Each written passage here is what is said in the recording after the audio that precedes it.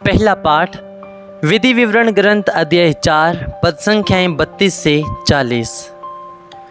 मूसा ने इस्राएलियों से कहा, ईश्वर ने जब पृथ्वी पर मनुष्य की सृष्टि की थी, तुम तब से लेकर अपने पहले के प्राचीन युगों का हाल पूछो। क्या पृथ्वी के एक छोर से दूसरे छोर तक कभी इतनी अद्भुत घटना हुई है? क्या इस प्रकार की बात कभी सुनने में आई है? क्या और कोई ऐसा राष्ट्र है जिसने तुम लोगों की तरह अग्नि में से बोलते हुए ईश्वर की वाणी सुनी और जीवित बच गए हों? ईश्वर ने आतंक दिखाकर विपत्तियों, चिन्हों, चमत्कारों और युद्धों के माध्यम से अपने सामर्थ्य तथा बाहुबल द्वारा तुम लोगों को मिस्र देश से निकाल लिया है। ये सब तुमने अपनी आँखों से देखा है। क्या और कोई ऐसा ईश्वर है जिसने इस तरह किसी दूसरे राष्ट्र में से अपना राष्ट्र चुन लिया हो?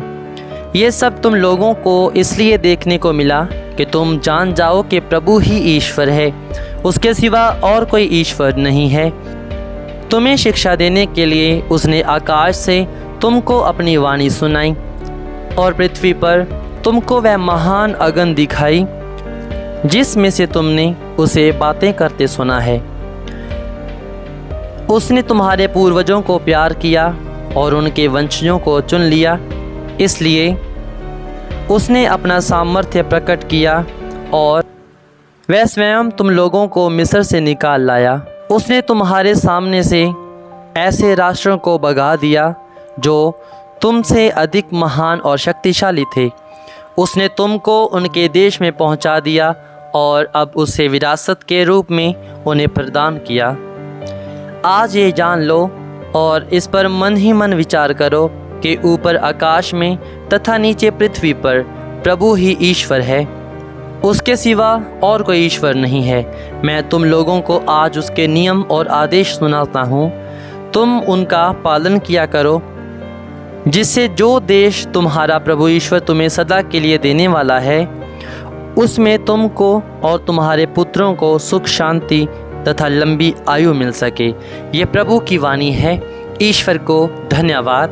भजन अनुवाक्य, मैं तेरे सभी कार्य याद करता हूँ। अनुवाक्य, मैं तेरे सभी कार्य याद करता हूँ। मैं तेरे सभी कार्य याद करता हूँ, प्राचीन काल में किए हुए तेरे चमत्कार। मैं तेरे सभी कार्यों पर विचार करता हूँ।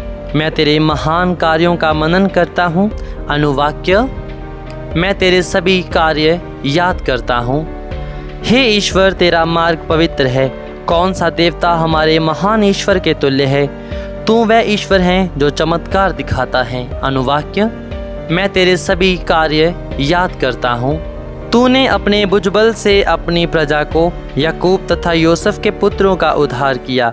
तूने मूसा और हारून के द्वारा झुंड की तरह अपनी प्रजा का पथ प्रदर्शन किया। अनुवाक्य, मैं तेरे सभी कार्य याद करता हूँ। जय घोष हालेलुया। अनुवाक्य, हालेलुया। धन्य है वे जो धार्मिकता के कारण अत्याचार सहते हैं, स्वर्ग राज्य उन्हीं का है। अनुवाक्य, हालेलुया। संत मत्ती रचित पवित्र सुसमाचार अध्याय 16 पद संख्याएं 24 से 28। यीशु ने अपने शिष्यों से कहा, यदि कोई मेरा अनुसरण करना चाहे तो वह आत्म त्याग करे और अपना क्रूस उठाकर मेरे पीछे हो ले। क्योंकि जो अपना जीवन सुरक्षित रखना चाहता है वह उसे खो देगा, और जो मेरे कारण अपना जीवन खो देता है वह उससे सुरक्षित रखेगा। मनुष्य को इससे क्या लाभ यदि वह सारे संसार को प्राप्त कर ले लेकिन अपना जीवन ही गंवा दे? अपने जीवन के बदले मनुष्य दे ही क्या सकता है? क्योंकि मानव पुत्र अपने स्वर्गदूतों के साथ अपने पिता की महिमा सहित आएगा और वह प्रत्येक मनुष्य को उसके कर्म का फल देगा।